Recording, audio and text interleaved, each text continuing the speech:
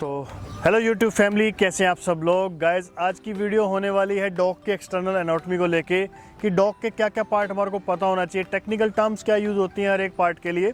ये basically guys जब हम डॉग प्रोफेशन में हैं या हम डॉग लवर हैं तो हमारे को ये चीज़ें पता ही होनी चाहिए।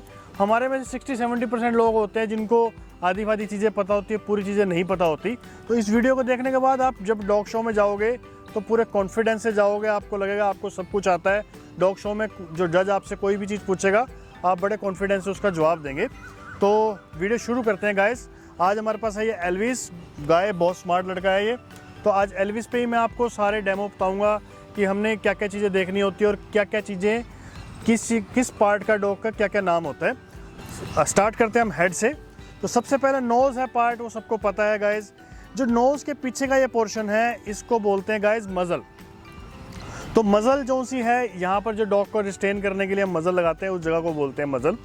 तो मज़ल जो सा है मोस्टली सभी ब्रीड्स के अंदर जो लार्ज मज़ल को प्रेफरेंस दी जाती है। जितना मज़ल स्ट्रॉन्ग होता है, हैवी होता है और जितना मतलब इसके डिस्टेंस कम होता है, नोज़ का और आइज़ का जितना डिस्टेंस कम होता है, मोस्टली सारी ब्रीड्स के अंदर वो अच्छा माना जाता है। एक्सेप्ट जो सी रनिंग ब्रीड्स होती हैं, अपना रामपुर हाउंड है, जो ग्रे हाउंड है, उसके अंदर मज़ल थोड़ा सा लंबा अच्छा माना जाता है। नहीं तो जितने भी रॉटवीलर्स हैं, लेब्राडोर में ये मज़ल छोटा होना चाहिए।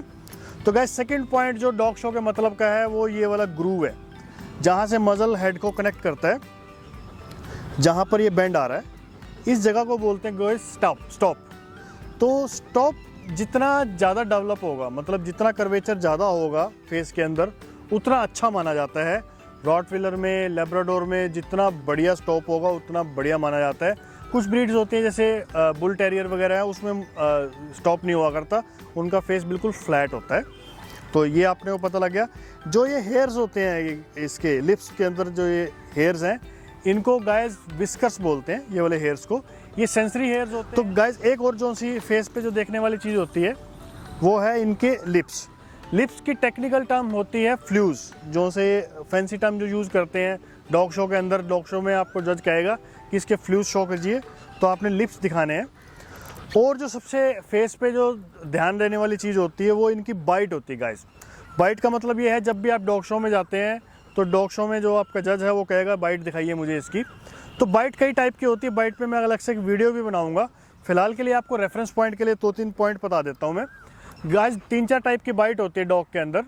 जो सबसे कॉमन जो अच्छी बाइट मानी जाती है वो सीजर बाइट मानी जाती है, जिसमें अपर जा और लोअर जा कनेक्ट कर रहा है अपने आप को। जब डॉग माउथ को क्लोज करेगा तो उसके ये अपर जा और नीचे वाला जो जस्ट टच कर रहे होंगे, तो इसको सीजर बाइट बोलते हैं। अगर दोनों जॉ, ऊपर वाला और नीचे वाला जॉ एक दूसरे के लेवल पे है, इसको लेवल बाइट बोलते हैं। दोनों ऊपर वाले और नीचे वाले जॉ एक दूसरे के साथ टच करें, दैट इज़ लेवल बाइट। तीसरे टाइप की बाइट आउट होती है। बाइट आउट का मतलब क्या है कि नीचे वाला जा होता है वो थोड़ा सा ओवरशूट कर रहा होता है नीचे वाले को, ऊपर वाले को। तो ये जो शेर, इसको बाइट आउट बोलते हैं। ये बाइट आउट बेसिकली जो से बुलडॉग होते हैं, इन ब्रीड्स के अंदर बड़ी अच्छी मानी जाती है, पर मोस्टली सभी ब्रीड्स के अंदर ये नेगेटिव पॉइंट होता है। और एक बाइट इन वाले भी केस भी होते हैं जिसमें नीचे वाला जो बहुत पीछे होता है। तो ये जो बाइट आउट और बाइट इन वाले हैं ये बेसिकली ब्रीडिंग के फॉल्ट्स होते हैं। अगर आप जैसे मान लो शेफर्ड लेके आते हो, उसका बाइट बहुत इन है, नीचे वाला जो बहुत छोटा है, तो उसके कारण उसको डाइजेस्टिव इश्यू रहते हैं, क्योंकि जब वो डॉग च्यू करता है तो उससे ढंग से खाना च्यू नहीं किया जाता। तो इस चीज़ का आपने ख्याल रखना है। पपी लेके आओ तो उसके पेरेंट्स को ज़रूर देखना चाहिए। तो गाइस इसके बाद पीछे चलते हैं हेड की तरफ, पीछे की तरफ। तो जो डॉग के ईयर्स होते हैं इनको टेक्निकली लेदर्स भी बोल देते हैं। जो फॉरेन के जज आते हैं वो इसको लेदर ही बोलते हैं, तो लेदर्स भी बोल सकते हैं इसको। तो अगर आपको जज बोलता है लेदर्स दिखाइए तो ये ईयर्स के ऊपर टेक्निकल टर्म यूज़ होती है। अगला जो पॉइंट है वो होता है नेप। नेप का मतलब ये है कि जो डॉग का हेड है, जब वो इसकी बैकबोन के साथ कनेक्ट कर रहा है, उस पॉइंट को नेप बोलते हैं। नेप में कर्व होना चाहिए, जो वो अच्छा माना जाता है। अगर फ्लैट होता है नेप, वो इतना बढ़िया नहीं माना जाता। गोलाई होती है नेप पे तो वो अच्छी मानी जाती है। अगला जो डॉग शो के मतलब का पॉइंट होता है वो होता है विदर्स। विदर गाइस जो सबसे हाईएस्ट पार्ट ऑफ बॉडी होता है डॉग की हाइट भी इसी से ही मापते हैं, विदर्स जितने भी वो होते हैं। ये स्टैंडर्ड पॉइंट माना जाता है अपने हाइट मापने के लिए। तो ये हो गया नेप पॉइंट, ये हो गया विदर्स। जो इसके बीच का एरिया है, ये वाला नेक का एरिया है, इसको टेक्निकली क्रेस्ट बोलते हैं गाइस। इस पॉइंट से इस पॉइंट को बोलते हैं क्रेस्ट। तो ये आपने हमेशा याद रखना है कि डॉग शो में कभी भी जज पूछता है तो ये क्रेस्ट को इसको माना जाता है। तो गाइस विदर्स के पीछे का जो पॉइंट है ये बैक होती है पूरी। इसमें टेक्निकल टर्म जो यूज़ करते हैं हम, जो रिब है, जो सी यहाँ पर ये रिब केज है इसका, ये वाला, इसको रिब केज बोलते हैं, जो रिब्स जा रही हैं। इसमें कुछ लास्ट वाली 2-3 फ्लोटिंग रिब्स भी होती हैं। तो जो रिब केज से और पेल्विस का जो एरिया है, इतना एरिया इसको बोलते हैं लॉइन। लॉइन जो सा बड़ा इंपॉर्टेंट पार्ट होता है, इसमें कर्वेचर होना चाहिए जर्मन शेफर्ड में। हाँ बेटा, तो उसके पीछे जो लॉइन है, जहाँ पे ये पेल्विस स्टार्ट हो रहा है, इसको लॉइन बोल रहे हैं हम। लॉइन के जो इतने पीछे का एरिया है उसको क्रोप बोलते हैं, क्राउप, CROUP। क्राउप बड़ा इंपॉर्टेंट पार्ट है।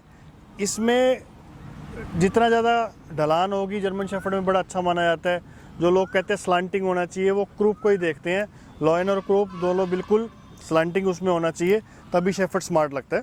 तो गाइज आगे अब लॉइन और क्रॉप के आगे होता है टेल सेट। टेल सेट क्या है कि जो बिगनिंग ऑफ टेल है उसको टेल सेट बोलते हैं। इसमें हाई टेल सेट और लो टेल सेट होता है, ये भी मैं आपको डिटेल में बताऊंगा आगे। तो जो अब फेस के आगे से अब नीचे की तरफ जाते हैं, तो जो ये जॉ है उसके नीचे वाले एरिया को ड्यूलेप्स बोलते हैं। ड्यूलेप्स, ये वाली जो चीज़ है इसको ड्यूलेप्स बोलते हैं।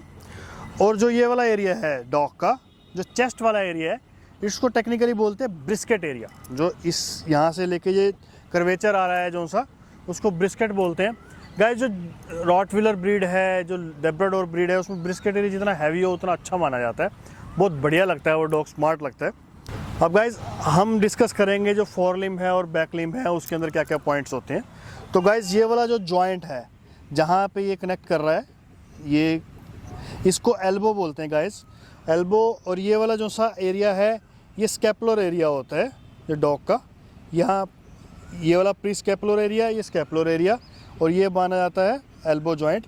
और जो ये वाला एरिया है डॉग का, ये है फोर आर्म। तो गाइस जैसे हमारी उंगलियां होती हैं वैसी डॉग की, इनको पेस्टन्स बोलते हैं। पेस्टन्स का बहुत ज़्यादा ख्याल रखना पड़ता है हमारे को डॉग के। अगर हम प्रॉपरली कैल्शियम नहीं देंगे, मल्टीविटामिन नहीं देंगे, ग्लूकोजामिन नहीं देंगे, तो उसकी वजह से पेस्टन लूज़ हो जाते हैं और अगली टांगे थोड़ी सी कर्वेचर आ जाता है। तो पेस्टन लूज़ नहीं होना चाहिए, पेस्टन बिल्कुल डॉग के स्टैंडिंग में उसमें होना चाहिए। ये वाले एरिया को पेस्टन बोल देते हैं। और जो हमारे नेल्स होते हैं तो इनको क्लॉज बोलते हैं डॉग्स के अंदर। तो जो पंजे समझ लो जहाँ पर नेल्स आए हुए हैं वो क्लोज होते हैं। और जो इसके साइड वाला होता है, ये जो सा मतलब हमारा थंब समझ लो, तो डॉग के साइड पे एक अलग से नाखून होता है, उसको ड्यू क्लोज बोलते हैं। जो सा है ये वाला डॉग का, ये वाली जो चीज़ है इसको ड्यू क्लोज बोलते हैं। तो अगर ड्यू क्लोज बहुत ज़्यादा बड़े हों तो उसको कटवा लेना चाहिए बचपन में ही। नहीं तो क्या होता है कि जब डॉग बड़ा हो जाता है तो उसके अंदर वो मूवमेंट में प्रॉब्लम आती है।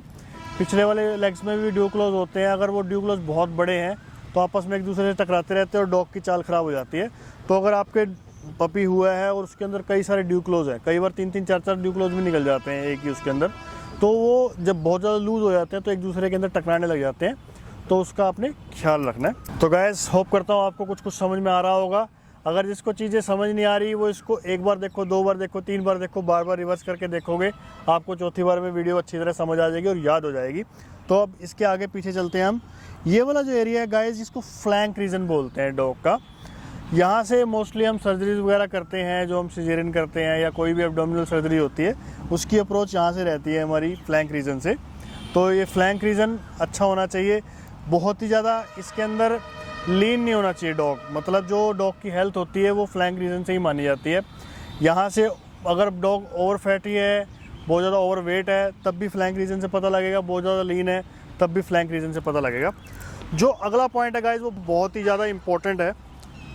खड़ा हो एल्विस, खड़ा हो जा बेटा, गेट अप। गाइज ये स्टाइफल जॉइंट, ये डॉग शो में स्टाइफल की बहुत ज़्यादा इंपॉर्टेंट है गाइज। स्टाइफल जॉइंट जितना ज़्यादा कर्व होगा वो उतना अच्छा माना जाता है, चाहे लेब्राडोर हो चाहे शेफर्ड हो। जितना कर्व होगा उसका एंगुलेशन उतना ही अच्छा बनेगा डॉग का। ये जॉइंट जितना कर्व होगा, बेसिकली इस जॉइंट को मैं बोल रहा हूँ स्टाइफल। तो लेब्राडोर के अंदर जो हमारे यहाँ पर लाइन जो सी इंग्लिश लैब्राडोर आ रही है, जो बड़े हाई फाई फेस वाले कुत्ते हैं, उनमें ये स्टाइफल की प्रॉब्लम आ रही है। वो स्टाइफल कर्व होने की बजाय बिल्कुल स्ट्रेट है, तो ये वाला स्टाइफल जॉइंट बिल्कुल कर्व होना चाहिए। और अगला जो पॉइंट है गाइज, ये वाला जॉइंट जहाँ पर ये एंगल बन रहा है, इसको हॉक जॉइंट बोलते हैं गाइज। ये इस वाली जो जगह है, यहाँ से ये वाली जगह को इसको हॉक जॉइंट बोलते हैं। आगे इसके भी पेस्टन आ गए यहाँ पर, ये वाली जो इसकी हम फिंगर्स बोल सकते हैं, इसको पेस्टन बोलते हैं। ये वाला जॉइंट हॉक जॉइंट होता है। इसमें जो देखने वाली चीज़ होती है, जो ये लेग्स पीछे वाली है वो पैरेलल होनी चाहिए एक दूसरे के। जब ये लेग्स एक दूसरे के करीब आई होती हैं तो इसको काउ हॉक बोल देते हैं। ये हॉक दोनों एक दूसरे के पैरेलल होने चाहिए। इस चीज़ का ख्याल रखना है आपने। डॉग शो के में बहुत ज़्यादा माना जाता है इस चीज़ को इम्पोर्टेंट। अगर चलते टाइम ये हॉक एक दूसरे को कनेक्ट कर रहे हैं या बहुत ज़्यादा आउट हो रखे हैं, तो ये दोनों चीज़ें ही फॉल्ट मानी जाती हैं। तो इस चीज़ का खास ख्याल रखना है आपने। जब भी डॉग शो आपने अपना डॉग खरीदना है डॉग शो के मतलब का, तो हॉक जॉइंट को बहुत ज़्यादा ध्यान रखना पड़ता है। ये पीछे वाले दोनों जॉइंट पैरेलल होने चाहिए, एक दूसरे के लाइन हो रखे हैं, तो इसका मतलब है काउ हॉक। और ये अपने आपकी टेल। गाइस, टेल का जो एंड है, कभी भी आपने डॉग शो में ध्यान से देखा होगा, जब अपना जज होता है वो इसको टच करते करते पीछे जाता है और टेल पे भी पूरा हाथ डालता है। वो हाथ फेर के जो लास्ट पॉइंट होता है टेल का, उसमें जो लास्ट वर्टिब्री है वो नोकीली होनी चाहिए। अब कई बार क्या होता है कि लोग थोड़ा सा मॉडिफाई कर देते हैं डॉग को, जो उसकी टेल को डॉक कर देते हैं। तो जो भी कोई फॉरेन का जज आएगा, जो अच्छा जज होगा, वो हमेशा टेल को पूरा लास्ट तक टच करके देखता है कि इसकी टेल के अंदर कोई एडिटिंग तो नहीं की गई। कई बार क्या होता है, लैब्राडोर की लोग बहुत लंबी लंबी टेल वाले बच्चे हो जाते हैं, उसकी 1-2 वर्टिब्री कटवा देते हैं। पर जब डॉग शो में जाता है डॉग, तो वो पकड़ा जाता है, क्योंकि उसकी जो वर्टिब्री होती है लास्ट में जो गोल आ जाती है, जब नेचुरली उसके अंदर टेपरिंग होनी चाहिए। तो गाइस, होप करता हूँ आपको ये वीडियो कुछ समझ में आई होगी। कुछ पॉइंट मैंने अगर गलत बोला होगा तो प्लीज़ ज़रूर मुझे करेक्ट कीजिए।